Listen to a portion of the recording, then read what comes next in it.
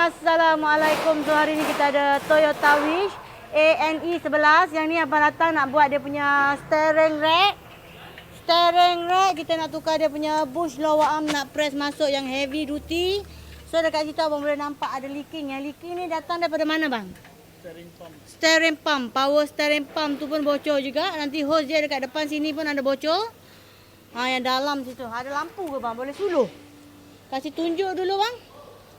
Ni, yang mana ada leaking-leaking dekat bawah macam ni, abang nak datang, kita nak jack naik, tak ada masalah. Untuk jack biasa free je, tanpa upah apa-apa bang. Suluh dalam tu. Dekat nampak tu, dekat hose tu pun ada bocor, hose tu pun nanti kita nak tukar. So lagi yang dekat sini dia punya power steering pump ni. Power steering pump tu pun ada bocor juga, steering rack abang pun ada bunyi. Mana bang? Tengok. Tu tu. Ni dia.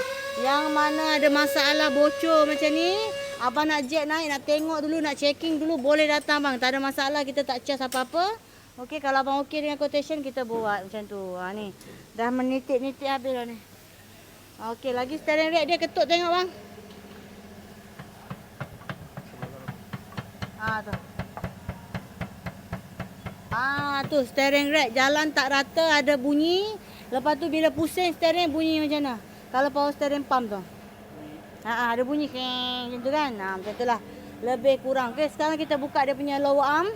Kita nak press masuk bush heavy duty. Okey bang, boleh buka bang. Nak press masuk bush heavy duty, kita nak tukar dia punya elbow link. Kita nak buka start bush. Bang, turun sikit. Turun dulu sikit. Ni.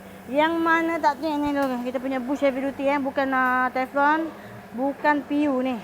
Yang ni yang OEM, bush standard. Kita akan press masuk yang heavy duty macam ni. Dia punya performance memang sedap-sedap rasa bang. Abang dah try dulu sekali, tengok macam mana. Memang padu. Untuk bush ni kita bagi 3 bulan warranty. Dalam masa 3 bulan ada dapat apa pecah ke apa ke, jangan risau. Abang datang sini, kita ganti baru bagi abang. Yang mana nak press bush semua kita buat siap sini bang.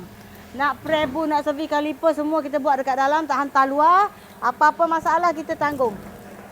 Ni apa-apa masalah kita tanggung. Yang ni Honda Odyssey RC1 ni pun tukar dia punya ball joint. Yang ni dah siap press ball joint dia. Okey. Odyssey RC1 ball joint tukar baru, dah siap, sekarang nak pasang je. Lagi kita ada Mazda, dia buat steering rack dia. Steering rack dia bunyi jalan tak rata, ada bunyi. Bang, yang ni ada bunyi steering rack, ketuk. Ketuk bang.